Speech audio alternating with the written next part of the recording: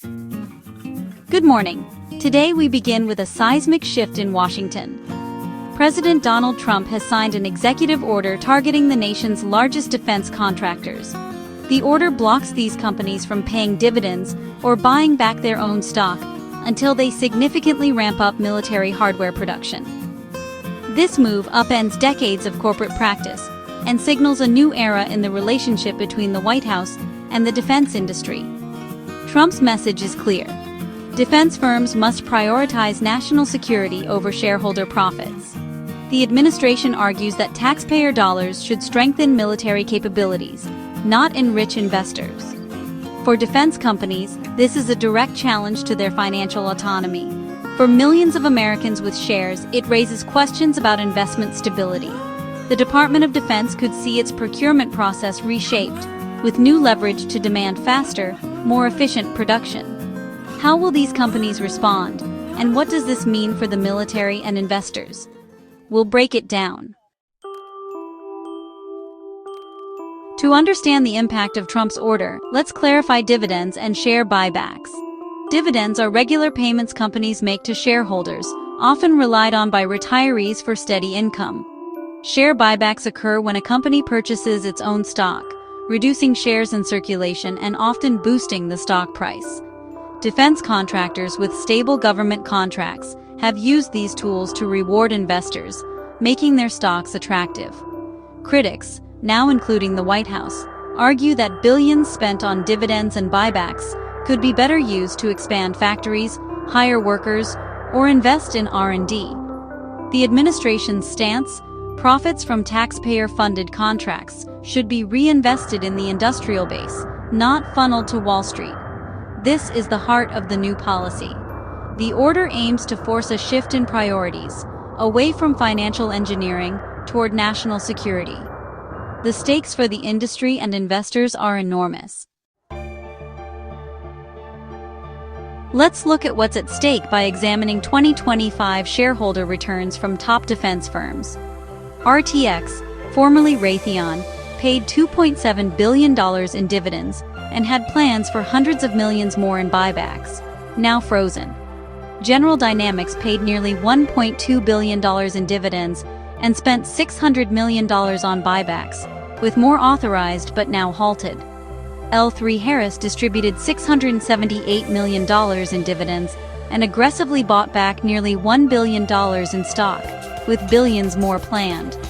These numbers reveal an industry deeply committed to rewarding investors.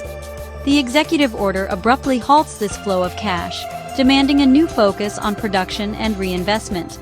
For these companies, it's a dramatic change in financial strategy. The White House is determined to break the pattern of prioritizing shareholder returns. Billions are now redirected, by force, toward the defense industrial base. The industry's response will shape its future.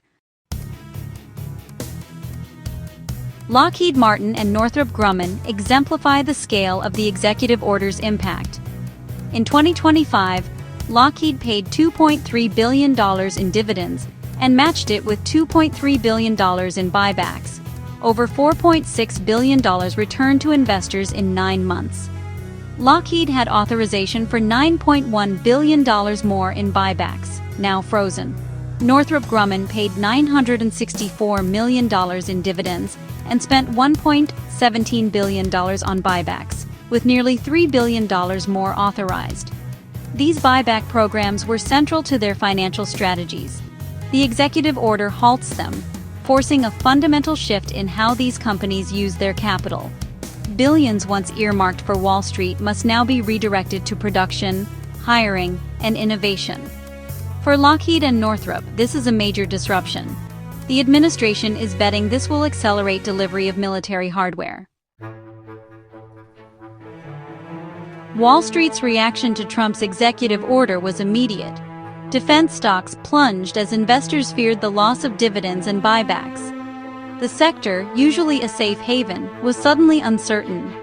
Lockheed, Northrop, RTX, and General Dynamics all saw sharp declines. Analysts downgraded the sector, warning of lost shareholder value and executive overreach. But the story quickly changed.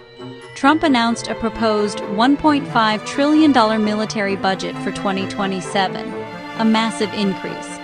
Investors realized that despite the restrictions, defense firms would see a flood of new contracts and revenue. Stocks rebounded, some ending the day in positive territory. The market now faces two forces: limits on shareholder returns, but the promise of historic government spending. The industry's future is more volatile and more dependent on Washington than ever. Boeing stands apart from its peers. Trump's order changes little for them. Boeing halted dividends and buybacks in 2020, not by choice, but due to the 737 MAX crisis and massive financial losses. Every dollar was needed to stabilize the company, not reward shareholders. Even after the FAA lifted the MAX ban, Boeing kept its capital focused on recovery, safety, and debt reduction. Boeing's experience shows that, under pressure, even the biggest firms can shift priorities from investors to operations. The company's journey is a real-world example of what the executive order seeks: reinvestment in core business over shareholder payouts. Boeing is already living under the new rules, by necessity, not by law. It's a unique case study in the current defense landscape. The Trump administration frames the executive order as a way to put war fighters over investors. Billions spent on dividends and buybacks, they argue, should have gone to modernizing factories, hiring skilled labor, and developing new technologies. The White House sees a defense industry too focused on Wall Street, not the Pentagon. The order is a blunt tool to force a cultural shift, redirecting capital to production and innovation. With global tensions rising, the administration wants faster delivery of military assets. The message: if you want government contracts, production, not profit distribution, must come first. The carrot is a $1.5 trillion budget. The stick is the ban on shareholder returns. The administration's goal isn't to punish companies, but to trigger massive reinvestment in America's defense base. By blocking dividends and buybacks, the White House wants companies to expand factories, invest in automation, and boost production capacity. The aim: deliver equipment to troops faster and eliminate bottlenecks. The order also pushes for more R&D, funding breakthroughs in AI, hypersonics, and cybersecurity. The hope is that, freed from Wall Street's short-term demands, companies will make bold, long-term investments. The vision: a more resilient, innovative, and responsive defense industry. Billions once sent to shareholders could now hire workers and strengthen supply chains. Whether this works remains to be seen, but the intent is clear: reshape the industry's priorities. Trump's executive order has thrown the defense sector into uncharted territory. Companies must now balance government demands with investor expectations, navigating a new, uncertain landscape.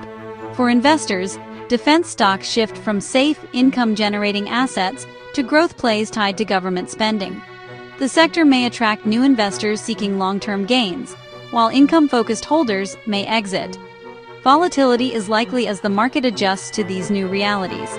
If successful, the policy could create a leaner, more innovative industry and more domestic jobs. But risks remain: legal challenges, overdependence on government, and potential stifling of competition. This is a high-stakes experiment in industrial policy. The relationship between the Pentagon, defense firms, and Wall Street is forever changed. The future of America's defense will be shaped by the outcome of this unprecedented clash of priorities.